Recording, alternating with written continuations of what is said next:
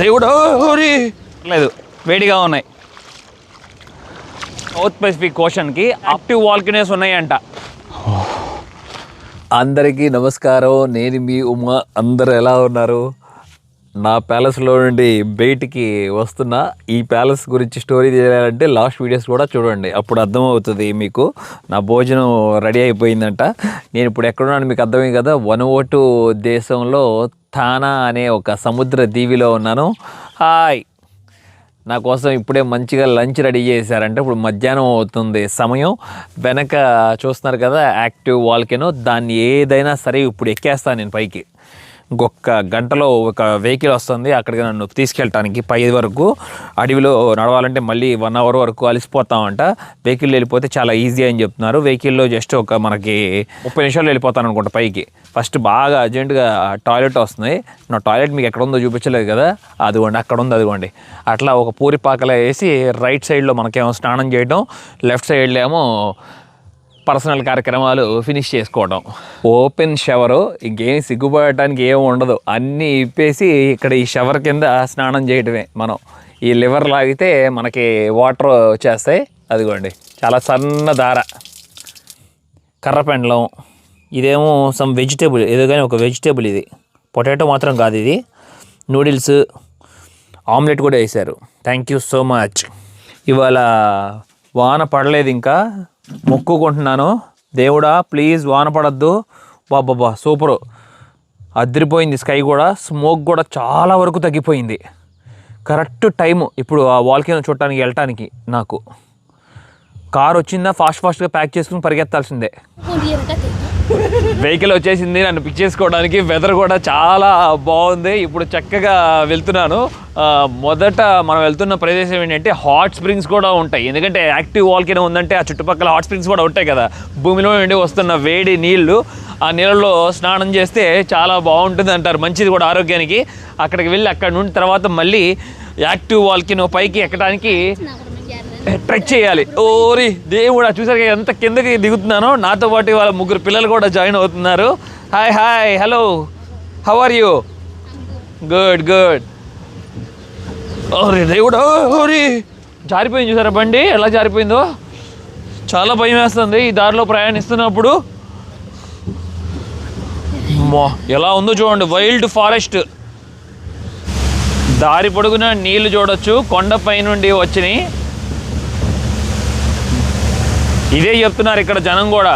ఈ నేల చాలా గట్టిగా ఉంటుంది అనుకున్నాను, కానీ నడిచినప్పుడు కాదంట. కొండ మీద ఉన్న నేల అంతా అది మట్టి అంట, కొండ కాదు, గట్టి కొండ కాదు. అందుకని వీళ్ళ చెట్లు నరకరంట, అవసరం వరకే నరుగుతారంట, లేకపోతే ల్యాండ్ స్లైడ్ అయ్యి మొత్తం కుప్పకూలిపోతుందని చెప్తున్నారు. ఇదే నదిలో మనం స్నానం చేసింది. ఇప్పుడు పైకి ఎక్కించాలి. మనం ఇప్పుడు తానా అనే ఒక దీవిలో ఉన్నాం కదా. ఈ దీవిలో కేవలం 30,000 మంది జనాభా నివసిస్తున్నారు. అది నా వెనకే ఉంది చూడండి వాల్కెనో. అటువైపు వెళ్ళిపోయి మళ్ళీ వెనక్కి తిరిగి వస్తాము. ఈ వనువోటు దేశంలోనే 3వ పొజిషన్లో ఉంది ఎక్కువగా జనాభా ఉన్న దాంట్లో. బెడ్ చూసారు కదా ఎట్లా ఉందో. మేము ట్రావెల్ చేస్తున్న బ్రెడ్ బూడిద, పూర్తిగా ఎటు చూసినా కూడా బూడిద చూడండి. ఈ వాల్కెనో చుట్టూతా మనం గమనించుకుంటే స్వర్గమే, నిజంగా ప్యారడైజే. ఇది మటుకి ఇది ఒక వింత మాయాలోకం. మళ్ళీ నేను లైఫ్లో వస్తానని నాకే నమ్మకం లేదు అసలు. వచ్చేసాము చూడండి. నదులు నీరు ఎట్లా క్రాక్ ఇచ్చిందో చూసారు ఇక్కడ. అదిగోండి ఎలా ఏర్పడిందో అక్కడ దారులు నీటి వలన. వావ్, బ్యూటిఫుల్గా ఉంది. బ్యాక్ సైడ్ కానీ ఎటు చూసినా కూడా స్వర్గమే. మనకు కావాలనుకుంటే ఇట్లా కూడా పైకి నడుచుకుంటూ వెళ్ళిపోవచ్చు. లాస్ట్ టైం చెప్పాను కదా, అది ఇలాగే ఉంటే వర్త్ వెదరు.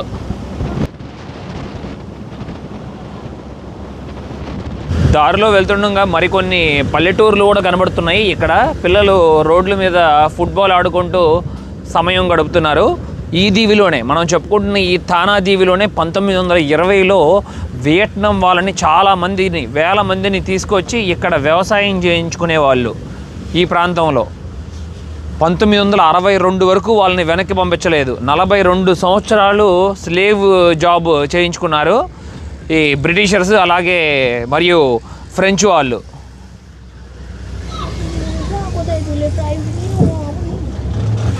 మనం వచ్చేసినట్టున్న ప్రదేశం సముద్రం ఒడ్డుకు వచ్చేసాం. సముద్రం ఒడ్డునే ఉంటుంది అనుకుంటా ఈ హాట్ స్ప్రింగ్ అనేది. ఇక్కడ వీళ్ళందరూ ఈ హాట్ స్ప్రింగ్ చుట్టుపక్కల నివసిస్తున్న జనాలు. కిందంతా యాషే, ఎక్కడ చూసినా కూడా వాల్కెనో బూడిద. వాళ్ళందరితో గొడ్డు చాకరీ చేయించుకొని ఇక కొబ్బరి తోటల వ్యవసాయం చేయించేవాళ్ళంట ఇక్కడ అప్పట్లో. ఇక ఇప్పుడు ఉన్న ఈ జనమంతా మనం చూసుకుంటే పూర్తిగా క్రిస్టియానిటీలోకి మారిపోయారు. వెనకున్న పల్లెటూరులో ఒక పెద్ద ఆయన నా దగ్గర 1000 వాటు ఛార్జ్ చేశారు ఇక్కడికి వెళ్ళటానికి, బీచ్ దగ్గరికి. అలాగే ఆ హాట్ స్ప్రింగ్స్ నేను చూడాలనుకుంటే అంటే 700 రూపాయలంట. మామూలుగా వాళ్ళు ఛార్జ్ చేసేది 2000 అంట. నాకు ఇక డిస్కౌంట్ ఇచ్చానని చెప్పారు. సూపర్ ఉంది చూడండి, వెనకంతా సముద్రం. ఈ సముద్రం ఒడ్డునుందంట హాట్ స్ప్రింగ్. ఇప్పుడు కూడా వినటానికి చాలా షాకింగ్గా అనిపిస్తుంది నాకు. చాలా బ్యూటిఫుల్గా ఉంది. ఆ చివరిని కూడా పిల్లలందరూ ఈతలు కొట్టుకుంటూ చేపలు పట్టుకుంటూ ఆడుకుంటున్నారు. చాలా షాకింగ్గా అనిపిస్తుంది నాకు ఇక్కడికి వచ్చిన తర్వాత. ఇదిగోండి నదిలో నుండి నీరు బాగా ఉరవడి వస్తుంది. ఆ చివరి నుండి నేను చూడవచ్చు, నాకు వాటర్ ఫాల్ కూడా కనపడుతుంది. ఇక్కడ నీరంతా ప్రవహిస్తుంది కదా, ఇదేనంట స్ప్రింగ్. ఈ స్ప్రింగ్ వాటరే వెళ్ళి కలిసిపోతున్నాయి అంట సముద్రంలోకి. ఇక్కడేనంట స్నానం చేయాలనుకుంటే స్నానం చేయొచ్చు అని చెప్తున్నారు. సరే కానివ్వండి, వచ్చాక దూరం స్నానం అయితే చేయలేండి, ఒక తొట్టిలాగా ఉంటుందేమో అని అనుకున్నాను. చూడండి మట్టి ఎలా ఉందో, అంతా మట్టి తెగిపోతుంది. Is it very hot? అరే నిజంగానే ఇదిగోండి భూమిలో నుండి వస్తున్న వేడి నీళ్ళు, చాలా నీళ్ళు వస్తున్నాయి, అంటే చాలా వేడి ఉన్నాయి నీళ్ళు. ఇదే కొంచెం ముందుకెళ్తే ఇంకా చాలా వేడి ఉంటుంది అనుకుంటా. ఇక అక్కడ ఒక వాటర్ ఫాల్ లాగా కనపడుతుంది చూస్తున్నారా, ఆ నీళ్ళంతా భూమిలో నుండి వస్తున్న హాట్ స్ప్రింగ్ అంట. అది ఇలా నదుల్లోకి డైవర్ట్ అయ్యి వెళ్ళి సముద్రంలో కలిసిపోతుంది. ఇది అక్కడైతే చాలా వేడిగా ఉంటుందేమో, 70-80 డిగ్రీలు, కాలిపోతాం. ఇంత దూరం వచ్చిన తర్వాత ఈ హాట్ స్ప్రింగ్ వాటర్లో నడవకపోతే ఇంకా వర్తే ఉంటుంది. దిగాను, మంచిగా పర్లేదు, వేడిగా ఉన్నాయి. అక్కడ ఒక పెద్ద ఆయన ఏవో కానీ ఏరుకుంటున్నాడు, మరి ఏంటో మరి. ఇవి అంతా హాట్ స్ప్రింగ్ వాటర్ కాదు, మిక్స్ అయ్యి వస్తున్నాయి. ఒక పక్కన మనకు రైట్ సైడ్లో చూసుకుంటే మిగతాదంతా వాటరే. మళ్ళీ చల్లగా ఉన్నాయి నీళ్ళు, ఇవన్నీ నదిలో ఉండి వస్తున్న నీళ్ళు. ఇందాక అక్కడ నాకు చివరిన ఒక వాటర్ ఫాల్ లాగా కనబడింది, అది కూడా ఒక హాట్ స్ప్రింగ్ అనుకున్నాను, కాదు నది నీళ్ళు. ఇక ఇదిగోండి వెళ్ళి అక్కడ సముద్రంలో కలిసిపోతున్నాయి ఆ నీరంతా. అక్కడ కూడా వెళ్ళి చూపిస్తా దగ్గరికి వెళ్ళి మీకు. మళ్ళీ ఇక్కడ కూడా చాలా వేడిగా ఉన్నాయి నీళ్ళు. బాబా very hot. Here there are some hot springs. Wow,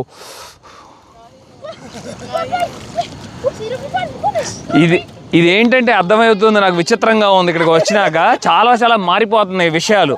ఆ చివరి నుండి వస్తున్నాయి, ఎక్కడి నుండి వస్తున్నాయి కాదు, ఈ భూమిలో ఇక్కడి నుండి నీళ్ళు వస్తున్నాయి లోపల నుండి.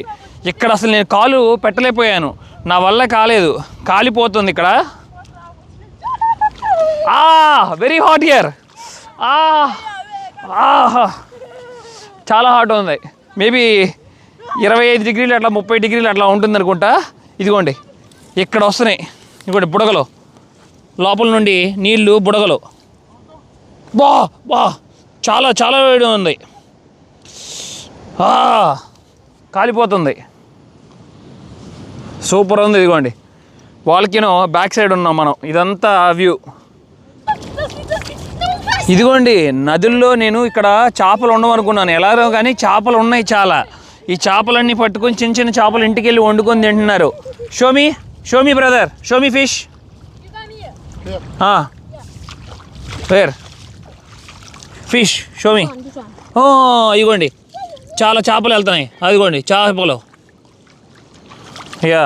ఇక్కడ ఇదిగోండి ఇందాక మన అబ్బాయి పెద్ద ఆయన ఏం పట్టుకుంటున్నాడు అనుకున్నాం కదా, అవే ఈ చేపలు, చిన్న చిన్న చేపలు. తీసుకెళ్ళి ఇక ఫ్రై చేసుకుని వండుకొని తింటారనుకుంటా.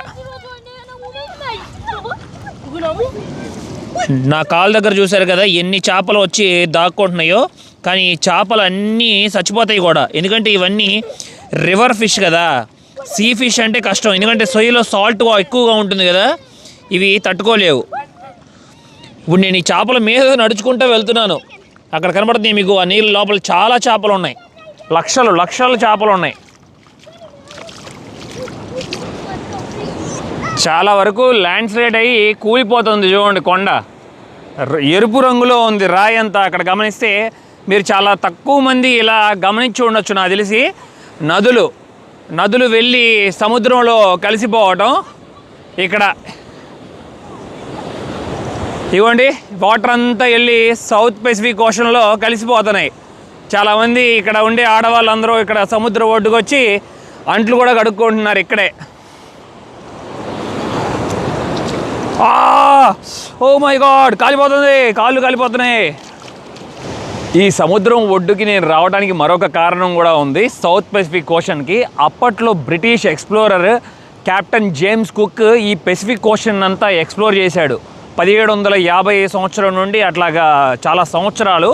1774లో ఇదే లైన్లో ట్రావెల్ చేస్తూ ఉండగా ఈ దీవి పైన ఏంటి పొగ వస్తుందని చెప్పి ఆశ్చర్యపోయాడంట. అలా ఆశ్చర్యపోయి వాళ్ళ షిప్స్ అంతా ఇక్కడ ఆగి ఆ మౌంట్ యసురుని క్లైమ్ చేసి చూశారు. అప్పుడు వాళ్ళకి అర్థమైంది ఆ పొగ తప్పకుండా యాక్టివ్ వాల్కెనో అని చెప్పి. ఇక్కడ ఈ దేశంలో వనువతులో 6 నుండి 9 వరకు ఉన్నాయని చెప్తున్నారు యాక్టివ్ వాల్కెనోస్. మనం ఇప్పుడు రింగ్ ఆఫ్ ఫైర్ అనే ఒక లైన్లో ఉన్నాం, బెడ్లో. పైన జపాన్ నుండి కింద న్యూజిలాండ్ వరకు ఇది రింగ్ ఆఫ్ ఫైర్ అని పిలుస్తారు ఈ ప్రాంతాన్ని, సముద్రం, ఈ దీవులు. ఇక్కడ 700 నుండి 900 వరకు యాక్టివ్ వాల్కెనోస్ ఉన్నాయంట. అది తన పుస్తకంలో రాసుకున్నాడు ఈ వాల్కెనో గురించి, తను దారిలో వెళ్తుండగా కనపడ్డప్పుడు. వెదర్ చాలా బాగుంది, స్మోక్ కూడా తగ్గాలని కోరుకుంటున్నా. ఎందుకంటే ఆ తగ్గితేనే ఆ రెడ్ ఫ్లేమ్ మనం చూసుకోగలం, లేకపోతే చూడటం చాలా కష్టమైపోతుంది. ఇది రైట్ సైడ్లో ఉన్న వ్యూ అదిరిపోయిందిగా. ఈ సముద్ర దీవుల్లో మనం చెప్పుకుంటే చాలా మందికి అసలు మనలాంటి వాళ్ళు జనం ఉన్నారని కూడా వాళ్ళకి తెలియదు. ఇలా నడుచుకునే ప్రయాణించాలి ఎక్కడికి వెళ్ళినా కూడా చాలా వరకు వీళ్ళు. ఎందుకంటే వాళ్ళకి కార్లు ఇవన్నీ ఉండవు కాబట్టి, సైకిళ్ళు కూడా ఉండవు. ఒకప్పుడు పాతకాలంలో మన పూర్వీకులు ఎలా నడుచుకుంటూ వెళ్ళేవాళ్ళు, 20, 30, 40, 50 కిలోమీటర్లు, 100 కిలోమీటర్లు కూడా. అలాంటి జీవితం మనం ఇక్కడ చూసుకోవచ్చు. ఇటువైపు కొండ చూస్తున్నారు కదా, ఎరుపు రంగులో ఉంది.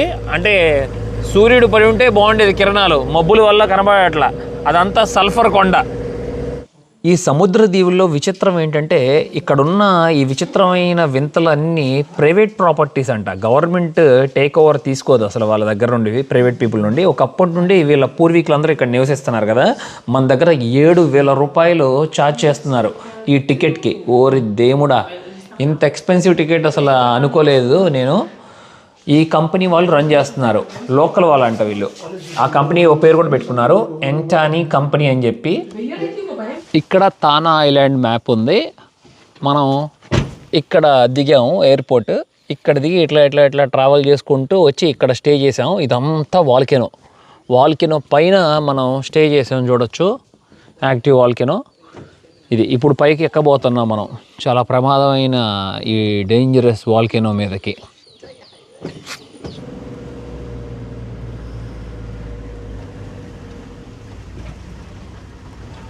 ఒక లిమిట్ వరకే మనల్ని వీళ్ళు డ్రాప్ చేయగలరు. ఇదిగోండి మనల్ని వెహికల్ డ్రాప్ చేసి ఇక వెళ్తున్నారు, మళ్ళీ వస్తారంట. నేను ఇక్కడ నుండి నా ఓన్గా నేను నడుచుకుంటా వెళ్ళాలి పైకి, అగ్నిపర్వతం చూడటం కోసం. సూపర్ ఉంది అసలు, ఏదో ఒక వింత లోకంలో ఉన్నట్లు అనిపిస్తుంది ఫీలింగ్. ఇక్కడ రాళ్ళు కూడా చూశారు కదా, ఒకప్పుడు లావా, ఇదంతా లావా బెడ్, పొంగి కిందకి వచ్చిన లావా బెడ్. ఆ కలర్ కూడా మనం గమనిస్తే చాలా వరకు రెడ్ కలర్లో ఉంది, చూడండి రెడ్డిష్ ఆరెంజ్ కలర్లో ఉంది. చాలామంది ఇక్కడికి వచ్చిన వాళ్ళు ఏదో ఒక కోరిక కోరుకొని అది నెరవేరుతుందని కూడా నమ్మి ఇదిగోండి ఇట్లా రాళ్ళు ఒక కుప్పలాగా పేరుస్తారు. మనం ఏముంది పెడదాం, అందరూ బాగుండాలి, అందులో నేను కూడా ఉండాలి. అది ఇదిగోండి రాక్ కలర్ చూడండి ఎలా డిఫరెంట్ కలర్స్ ఉన్నాయో. ఇది చాలా లైట్ వెయిట్ ఉంది. చాలా తక్కువ సంవత్సరాల క్రితమే ఇది లావా పొంగినట్లుంది. మేబీ 20 సంవత్సరాలు 10 సంవత్సరాల క్రితం. కొన్ని సంవత్సరాల తర్వాత ఇది చాలా వెయిట్ అవుతుంది. ఇదిగోండి, ఇది చాలా వెయిట్ ఉంది. ఇది ఈ ఎంట్రన్స్లో ఒకటి మట్టికి బాగా మన కల్చర్కి దగ్గరగా అనిపిస్తుంది. ఇప్పటికి కూడా నేను నమ్ముతాను వీళ్ళందరూ జనాలు భారతదేశం నుండి కానీ ఆఫ్రికా నుండి వలస వచ్చి ఉంటారని. మన ఇళ్ళ ముందు ఎట్లా ముగ్గులు వేసుకుంటామో అలాగా వీళ్ళు కూడా చూడండి రకరకాల షేప్స్లో ఈ సిమెంట్ మీద ఎట్లా గీశారో గీతలు లాగా ముగ్గులు వేసినట్లు. ముందుకు వెళ్ళే కొద్దికి ఇంకా రకరకాల ఆర్ట్ మనకి కనపడుతూ ఉంటుంది. ఇవి అప్పట్లో ఆర్ట్ వీళ్ళు వేసింది. నా వెనక పక్క ఇలాగా ఉంది. ఇప్పుడే సూర్యుడు అస్తమిస్తున్నాడు. ఇంకా కాసేపుల్లో మనం సన్సెట్ కూడా చూసుకోవచ్చు. గ్రీనరీగా ఉండి చూడండి, మేఘాలు అటువైపు అంతా ఎలా మేఘాలు ఉన్నాయో. వాన పడటం ఆగింది మళ్ళీ. ఇప్పుడు సంతోషాన్ని ఇచ్చింది నాకు. చాలా పొగ, ఏమీ కనబడట్లేదు. ఏం చేయలేము, ఇంకా మన బ్యాడ్ లక్ అని చెప్పుకోవటమే. కానీ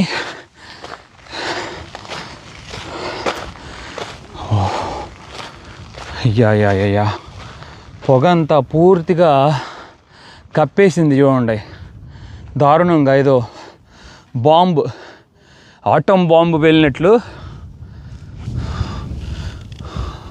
ఆకాశంలోకి ఎలా వెళ్తుంది చూడండి. ఆ పొగలో సూర్యుడి కిరణాలను కూడా ఆపేసిందంటే అర్థం చేసుకోండి ఎంత పవర్ఫుల్గా ఉందో పొగ, థిక్గా.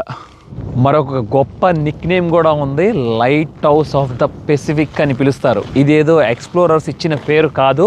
వెనక కనబడుతుంది చూస్తున్నారు కదా బ్లూ కలర్లో, అదంతా సముద్రం. ఆ సముద్రంలో 1000 సంవత్సరాల క్రితం 1500 సంవత్సరాల క్రితం ఎక్స్ప్లోరర్స్ కన్నా ముందు ట్రేడర్స్ ఈ రూట్లో ప్రయాణించేవారంట. అప్పట్లో ఈజిప్షియన్ ట్రేడర్స్, వాళ్ళు పెట్టిన పేరంట. ఆ సౌండ్ వింటున్నారు చూసారుగా, ఆ సౌండ్ వస్తుంటే గూస్ బంప్స్ వస్తున్నాయి.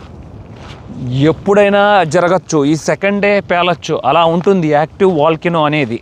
అప్పుడు ఆ ట్రేడర్స్ ఇచ్చిన పేరంట ఇది. దీనికి light house of the Pacific అని చెప్పి సముద్రం నుండి చూడంగానే. ఇప్పుడు మనం దీన్ని మౌంట్ యసూర్ అని పిలుచుకుంటున్నాం కదా. ఇక్కడ లోకల్ నాఫీ అనే ఒక లాంగ్వేజ్ ఉంది. ఆ భాషలో యసూర్ అంటే గాడ్ అంట. అది ఎప్పుడు ఒక్కసారిగా పేలినప్పుడు ఆ లైట్ చూసినప్పుడు అప్పుడు ప్రజలు దానికి ఒక దేవుడితో పోల్చి ఆ పేరు పెట్టారంట ఈ తెగవారు. ఈ వాల్కెనో ప్రదేశంలో 3 చేదు సంఘటనలు జరిగినాయి. అంతకుముందు ఏంటనేది మనకి తెలియదు. 1994లో జనవరిలో ఇక్కడ ఒక వ్యూ పాయింట్ ఉంటుంది. ఆ చివరన వ్యూ పాయింట్, ఆ వ్యూ పాయింట్ దగ్గరికి వెళ్ళి ఒక జపాన్ ఉమెన్ నుంచుని అది చూస్తున్నారు. ఆ టైంలో అది పేలింది. అది పేలినప్పుడు మీకు ఎలా ఉంటుందో మీకు తెలుసు కదా. కొంచెం లావా ఏమో ఆకాశంలోకి వెళ్తుంది, కొంచెం లావా ఏమో చుట్టూతా 360 డిగ్రీస్లోకి ఎగిరి పడుతుంది కదా. ఆవిడ ఆకాశంలో నుండి కింద పడుతున్న లావాని తప్పించుకుందామని చూసి సైడ్ నొస్తున్న లావాని చూసుకోవాలా. ఎదురు వచ్చి లావా కొట్టడం ఛాతి మీద అంతా పడిపోయి లావా స్పాట్లో చనిపోయారు. ఆవిడతో పాటు గైడ్ కూడా చనిపోయాడు ఆ సంఘటనలో. ఆ తర్వాత మళ్ళీ 1995 కరెక్ట్గా సంవత్సరంకి మళ్ళీ జరిగింది ఆ సంఘటన. ఒక టూరిస్ట్ వచ్చి ఇక్కడ నుంచున్నప్పుడు సింగిల్గా ఎలోన్గా వచ్చాడు, ఒంటరిగా, గైడ్తో కాకుండా.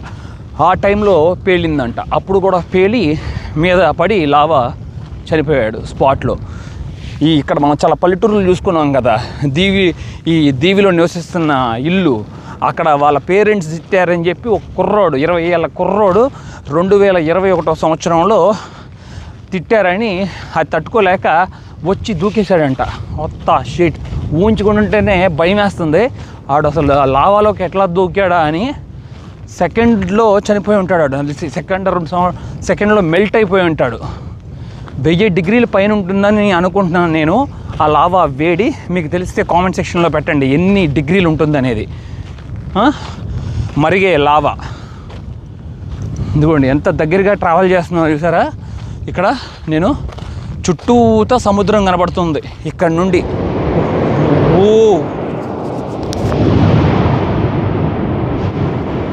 ఉన్నారా, ఒక బాంబు పేలినట్లే వస్తుంది ఆ సౌండ్ లోపల నుండి. కనీసం ఒక 150 మీటర్లు 200 మీటర్లు లోతు ఉంటుంది లోపల. ఈ చుట్టూతో మనం డయామీటర్ చూసుకుంటే 400 మీటర్ల డయామీటర్ అంట. అలాగే రౌండ్గా చూసుకుంటే 1500. చిన్న పొరపాటు, ఇంతకన్నా నేను వెళ్ళట్లేదు. ఎందుకని ఇక్కడ కర్రలు సరిగ్గా ఫిక్స్ చేసి లేవా లేకపోతే ఊడిపోయినాయో కానీ ఇటువైపు వెళ్ళామా అంతే, వెళ్ళి వాల్కెనోలో పడతాము. దగ్గరికి వెళ్ళి తొంగి చూడాలని కూడా నేను ప్రయత్నించట్లేదు అస్సలు. ఓరి నాయన, అదిగోండి సౌండ్. ఈ సౌండ్ కనీసం 3-4 కిలోమీటర్ల దూరం వినపడుతుంది.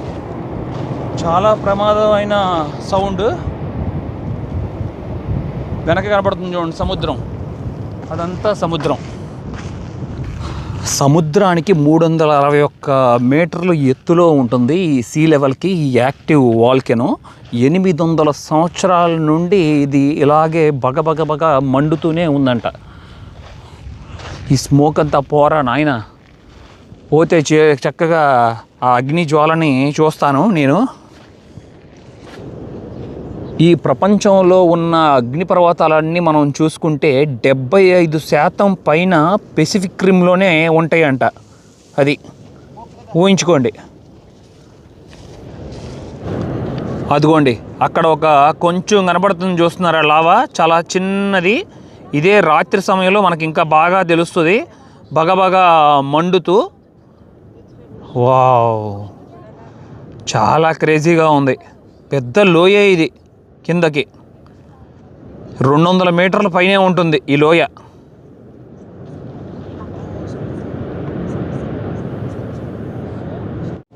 నేను ఇంతకుముందు ఇథియోపియా ఎర్టాలే వాల్కెనో ఎక్స్పీరియన్స్ అయింది వేరు, ఇది వేరు. ఇక్కడ మనం చూస్తున్నది ఆ సౌండ్ మట్టుకి ఇంత సౌండ్ మనం ఎక్స్పీరియన్స్ అవ్వాలి. అక్కడ కూడా అసలు ఆ స్పీడ్ అనేది లోపల నుండి బాగా వచ్చింది వాల్కెనో. మీరు చూసుంటే ఆ వీడియో మిస్సేజ్ చూడండి, అప్పుడు మీకు అర్థమవుతుంది మనం ఎంత బాగా ఎక్స్ప్లోర్ చేసాము.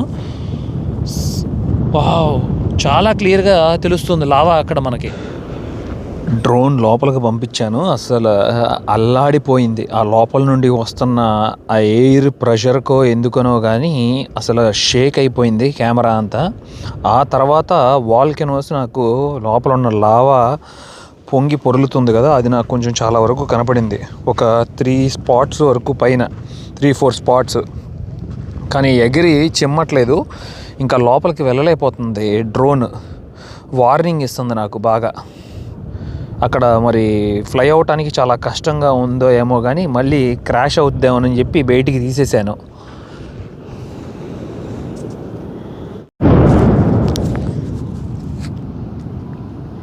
చూశారు కదా ఆ సౌండ్ ఎట్లా వస్తుందో లోపల నుండి, ఒక బాంబు పేలినట్లు.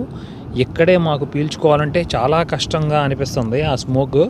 అక్కడికి వెళ్ళిపోయిన తర్వాత ఆ లావాలో పట్టమేమో కానీ ఆ స్మోక్ వల్ల ఊపిరాడక చనిపోతాడు ఇక మనిషి. లావాలో పడేది ఇంకా తర్వాత సంగతి. అదిగోండి, ఓరి దేవుడా, బగబగ మండుతుంది. చూశారు కదా, అర్థమవుతుంది అది కదులుతున్నది. అది కొండ పైన, అగ్నిపర్వతం కొండ పైన నడుస్తున్నాం మనం ఇప్పుడు ధైర్యంగా. చాలామంది ఇది పేలటం చూడాలని వస్తారు ఇక్కడికి, కానీ ఒక్కసారి పేలటం స్టార్ట్ అయిన తర్వాత ఎవరూ ఉండరు ఇక్కడ బతకటం. చాలా డేంజరస్ ఇది.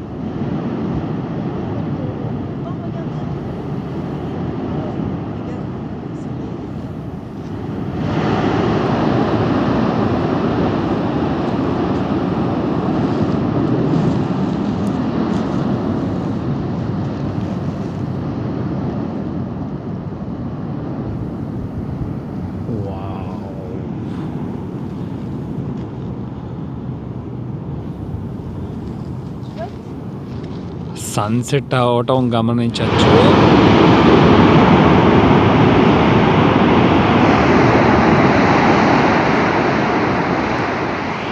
అగ్నిపర్వతంలో ఉండి వస్తున్న సౌండ్ వింటూ అలాగే ఆకాశంలో మనం సూర్యుడు అస్తమించడం చూడొచ్చు. చాలా బాగుంది చూడండి. నిజంగా అక్కడ మరొక లావాని చూస్తున్నట్టు అనిపిస్తుంది నాకు ఆ మేఘాల పైన. వావ్, చాలా వండర్ఫుల్ సన్సెట్ని చూశాను. చాలా డిఫరెంట్ సన్సెట్ని ఇప్పుడు ఈ వాల్కెనో దగ్గర చూసారా. ఒక రెడ్ బాల్ లాగా ఎట్లా కనబడుతుందో మనకి చాలా క్లియర్గా.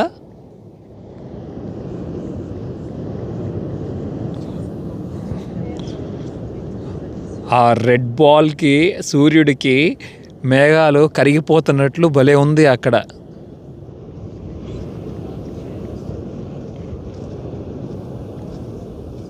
బెస్ట్ సన్సెట్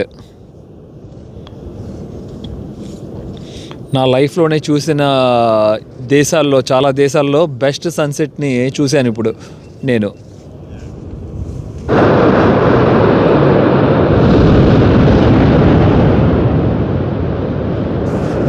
విన్నారా ఇప్పుడు ఏం జరిగిందో? అదిగోండి వాల్కెనో పేలింది.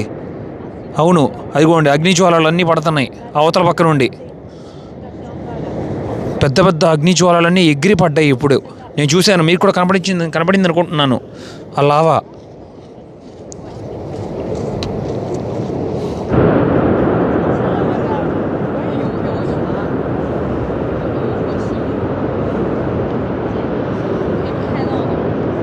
ఎక్కువగా సాయంత్రం సమయంలో, రాత్రి వేళల్లో, అంటే ఎవ్రీ 5 minutes కానీ ఎవ్రీ 2 minutes కానీ చెప్పలేకపోతున్నాను నేను కరెక్ట్గా టైము. ఆ టైంలో ఎగురుతున్నాయి లావాలంతా లోపల నుండి. అది అర్థం చేసుకోండి. ఒకప్పుడు 200 మీటర్ల పైన ఎగిరినాయి అంటే అలా వచ్చి మనుషుల మీద పడి మరణించారు. ఇందాక వస్తున్న సౌండ్కి అసలు ఇక్కడ ఉన్న భూమి అంతా కూడా దద్దరిల్లిపోతుంది. ఇదే చెప్తున్నారు, ఇది ఒక్కోసారి ల్యాండ్ స్లైడ్ అవుతూ ఉంటుందంట. ఈ మట్టి అలా కదిలినప్పుడు ఇక మొత్తం జారి కిందకి పడి వాల్కెనో లోపలికి పడిపోతారు. ఓ, నోరు మూసి ఉంచితే బెటరు. ఆ సల్ఫర్ స్మోక్ అంతా నా నోట్లోకి పోతుంది. దద్దరిల్లుతుంది ఇదంతా భూమి, బూడిద ఇదంతా మనం చూస్తున్నారు కదా. ఇక్కడ ఉన్న లావా ముద్దలు ఎట్లా పైకొచ్చి ఎగిరి పడ్డాయో చూడొచ్చు. మరి ఎన్ని సంవత్సరాలు అయ్యిందో కానీ ఇదంతా చూస్తున్నారు కదా, బూడిదంట. ఇది యాష్, లోపల నుండి యాష్, వచ్చిన యాష్. ప్రపంచ దేశాల నుండి ఎక్కడెక్కడో నుండి చాలామంది వచ్చారు ఇది చూడటానికి. ఇక్కడ విచిత్రం ఏంటంటే స్మోక్ లోపలికి తీసుకుంటుంది, మళ్ళీ బయటికి రిలీజ్ చేస్తుంది. అదే ఆశ్చర్యం అనిపించింది ఇక్కడ.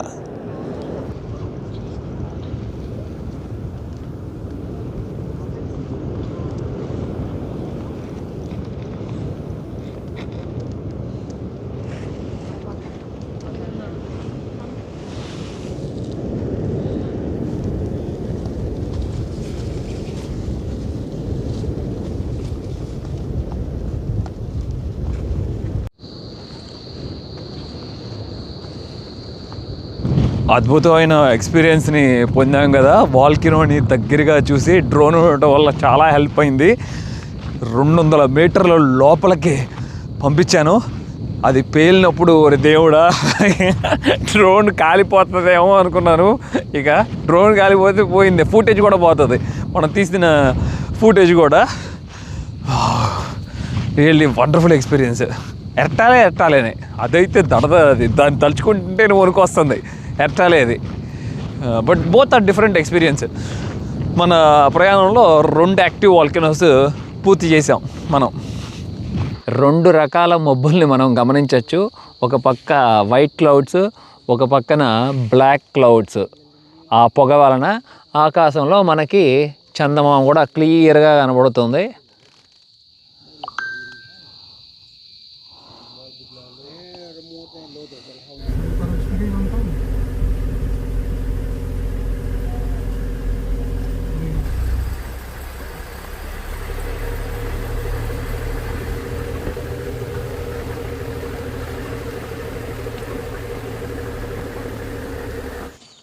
ఇప్పుడు నెక్స్ట్ డే మార్నింగ్ పొద్దున్నే 8 అవుతుంది సమయం. ఈ అందమైన బ్యూటీ మౌంట్ యసూర్ లోపలికి వెళ్ళి డ్రోన్ పంపించి కింద పైన అన్నీ చూసాం కదా. మీరు కూడా బాగా ఎంజాయ్ చేశారనుకుంటున్నాను.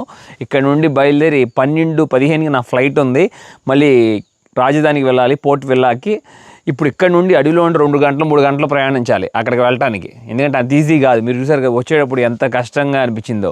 వీడియోస్ అన్ని మిస్ అయితే తప్పకుండా అది కూడా చూడండి. రియల్లీ చాలా మిస్ అవుతున్నాను ఈ బ్యూటిఫుల్ ప్రదేశాన్ని.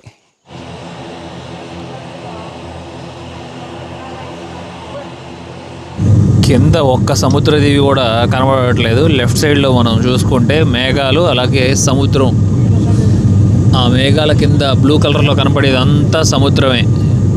మంచిగా తినేసాను మన ఇండియన్ రెస్టారెంట్లో. వెనక చైనీస్ దాంట్లో ఇది వాటర్ కొనుక్కున్నాను. ఇవాళ ఇబ్బంది ఉండదు. 3 లీటర్లు. నేను ఎక్కడ దిగాను ఫస్ట్ రోజు ట్రావెలర్స్ మోటల్, అక్కడికే వచ్చేసా. అక్కడే ఒక 2 days స్టే చేసి ఇక్కడ నుండి బయలుదేరి నెక్స్ట్ కంట్రీకి వెళ్తాను. ఇక్కడితో ఈ వీడియో ఎండ్ చేస్తున్నా. నా ప్రయాణం మీకు నచ్చినట్లయితే లైక్, షేర్ అండ్ సబ్స్క్రైబ్ చేసుకోండి. నన్ను చాలా సపోర్ట్ చేసిన వారు అవుతారు. Thank you. Love you all. Bye bye.